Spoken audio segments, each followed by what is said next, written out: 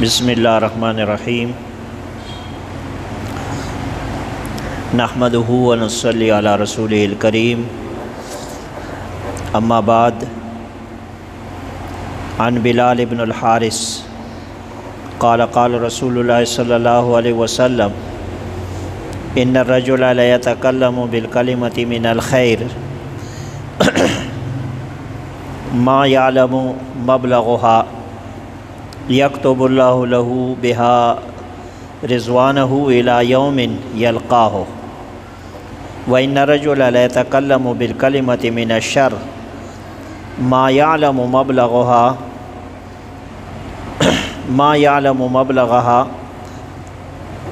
یکتب اللہ بہا علیہ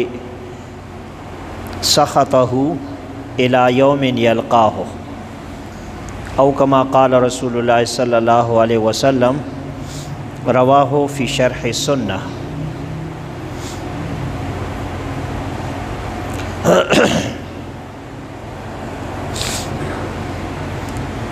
گزشتہ درس میں خوش اخلاقی اور بد اخلاقی کے متعلق حدیث بیان کی گئی تھی۔ اسی سلسلے میں یہ آج کی حدیث بھی ہے۔ حضرت بلال بن الحارث رضی اللہ تعالیٰ عنہ سے روایت ہے، وہ فرماتے ہیں کہ رسول اللہ صلی اللہ علیہ وسلم نے ارشاد فرمایا ان الرجل لیتکلم بالکلمۃ من الخیر، بے شک ایک بندہ، ایک آدمی ایک بات کہتا ہے بھلائی کی، یعنی اپنی زبان سے ایک جملہ نکالتا ہے، ایک لفظ ادا کرتا ہے جو خیر اور بھلائی پر مشتمل ہوتی ہے۔ ما یعلم مبلغها، وہ بندہ نہیں جانتا کہ اس کی زبان سے نکلا ہوا جو اچھا لفظ ہے، جو کلمہ خیر ہے، یہ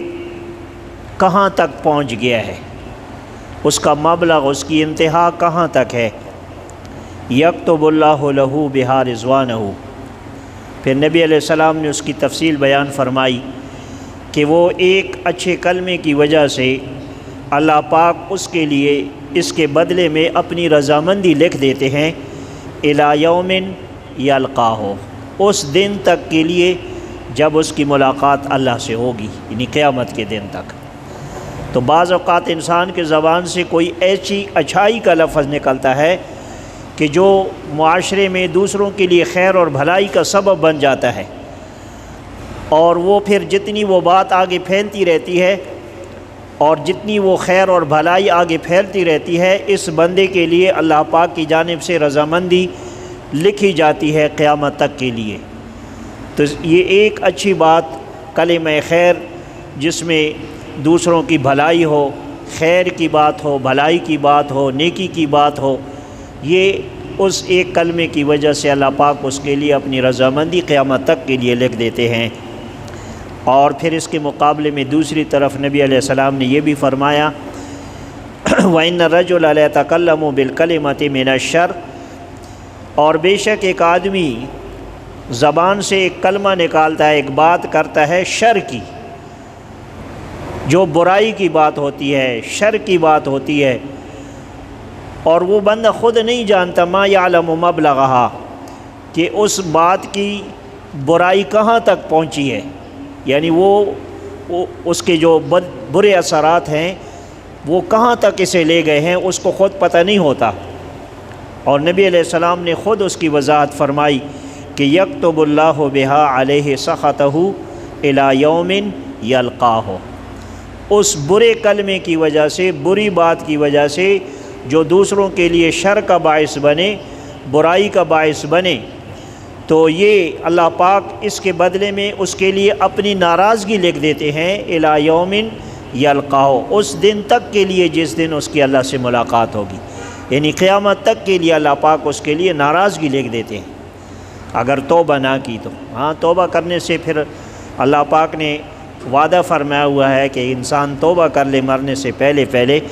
تو اللہ پاک اس کے پھر وہ گناہ معاف کر دیتے ہیں۔ لیکن خدا نخواستہ اگر توبہ نہ کی تو ایک بری بات کی وجہ سے، شر والی بات کی وجہ سے، جس سے دوسروں کو اذیت پہنچے، نقصان پہنچے، معاشرے میں برائی پھیلے،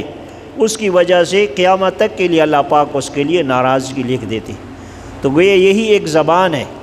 اگر اس کو صحیح استعمال کریں گے تو اللہ پاک کی رضامندی قیامت تک کے لیے لکھ دی جائے گی، اور اسی زبان سے اگر کوئی بری بات نکالیں گے جس سے دوسروں کو تکلیف ہو، اذیت ہو، یا اللہ اور اس کے رسول کی نافرمانی ہوتی ہو، تمام بری باتیں اس میں شامل ہو گئیں، تو اس کی وجہ سے انسان کے لیے اللہ کی طرف سے ناراضگی لکھ دی جاتی ہے۔ اسی لیے کئی احادیث ایسی ہیں جس میں نبی علیہ الصلاۃ والسلام نے زبان کے بارے میں بہت تاکید فرمائی ہے کہ اپنی زبان کو اپنے قابو میں رکھو، اپنے کنٹرول میں رکھو، زبان کو اپنے اوپر حاوی مت ہونے دو کہ جو منہ میں آئے بس نکال دو، سوچ سمجھ کر بولو، تمہاری بات سے کسی کو اذیت نہ پہنچے، کسی کو یعنی بیجا اذیت۔ کبھی کبھی بعض لوگ ہوتے ہیں حق بات کہنے سے بھی لوگوں کو اذیت پہنچتی ہے، تو وہ اس کا اپنا قصور ہوتا ہے، لیکن ایسی بات نہ کو کہ ناحق کسی کو اذیت پہنچے۔ گالم گلوچ، بری بھلائی اور فسق و فجور، غیبت اور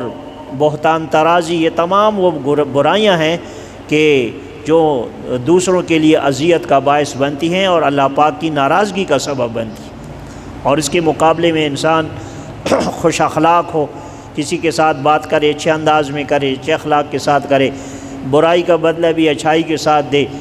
اور کچھ نہیں تو زبان سے کم از کم کوئی اچھے الفاظ ادا کر دے،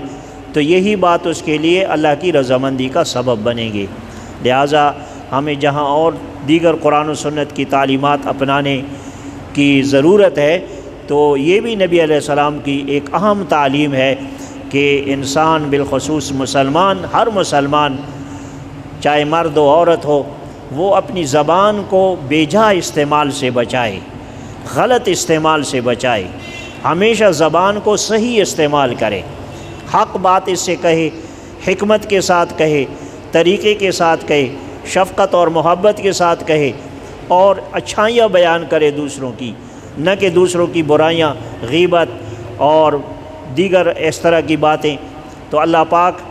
اگر ہم اپنی زبان کو اپنے قابو میں رکھیں گے تو نبی علیہ السلام کا وعدہ ہے کہ میں اس کے لیے جنت کی ضمانت دیتا ہوں۔ اللہ پاک ہم سب کو نبی علیہ السلام کی ان مبارک تعلیمات کے مطابق زندگی بسر کرنے کی توفیق عطا فرمائے اور عمل کرنے کی توفیق نصیب فرمائے۔